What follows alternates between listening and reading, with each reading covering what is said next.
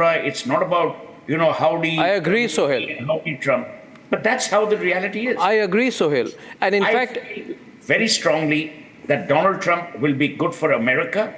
If he is good for America, subtextually, he'll be good for India and perhaps the rest of the world. now, We didn't need a in principle, I agree with you, and I agree to some extent with Ravi. The complex issue comes in this way, and I want PK and then Sushant to come in on it. I'm coming to you, sir, just a bit, Alokji.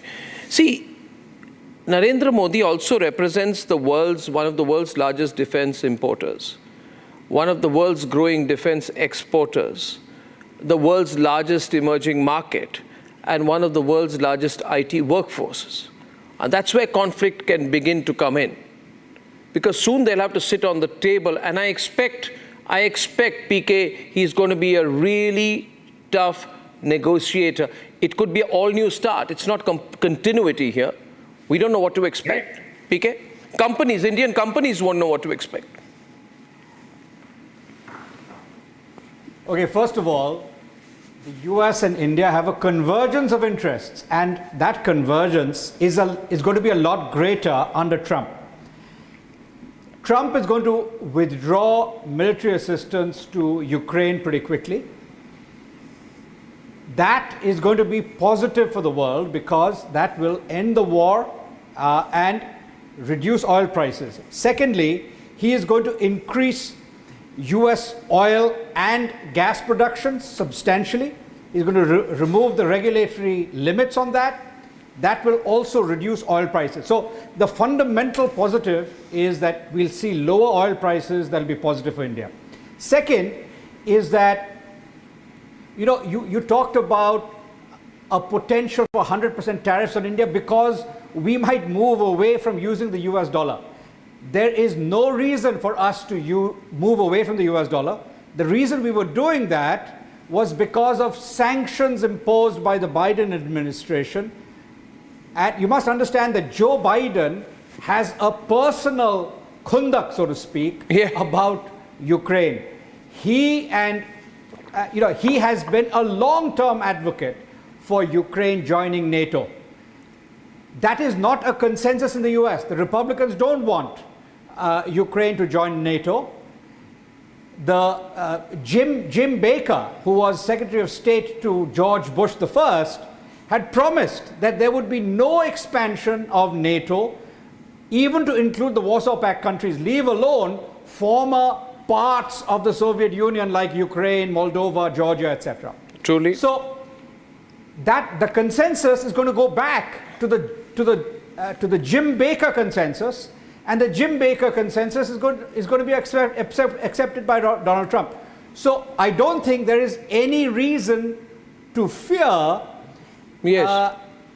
the persistence of sanctions relating to the Ukraine war.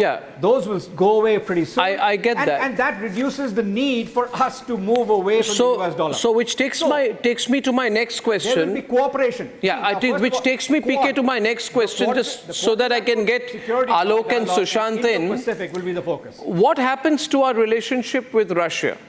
Sushant and Alokji, if you can throw your weight in on that. Will he be okay with our relationship with Russia, our trade with Russia, our being a big consumer of Russian oil?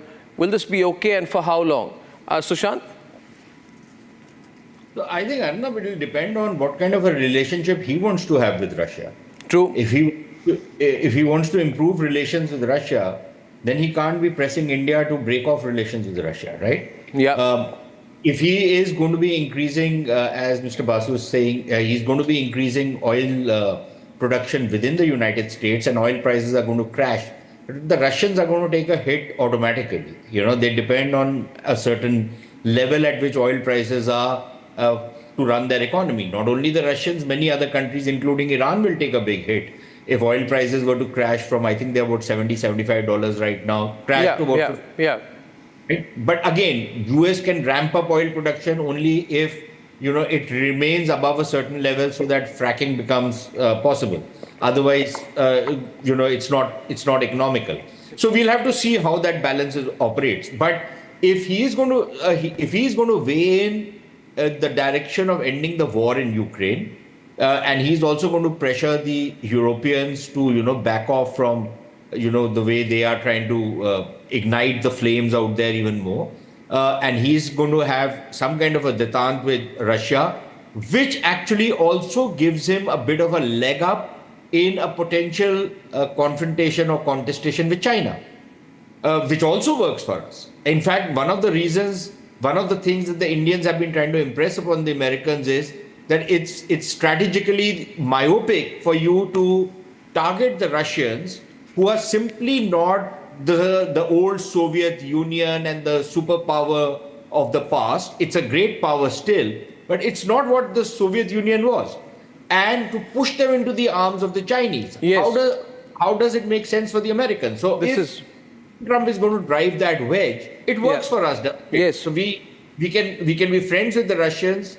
We are not going to be picking up a fight with the Chinese, but I think it does give us a leg up to even negotiate better with the Chinese if the Americans are breathing down their neck. That is Between India and the United States, again, look, these are two big countries. Okay, we are not going to be on the same page on everything. We will have our differences. We are both very argumentative nations, and I have absolutely no problem, none whatsoever, if the Trump administration is going to be transactional. I think it works very well for us. of course we are transactional. Relationship, because Arnab, all international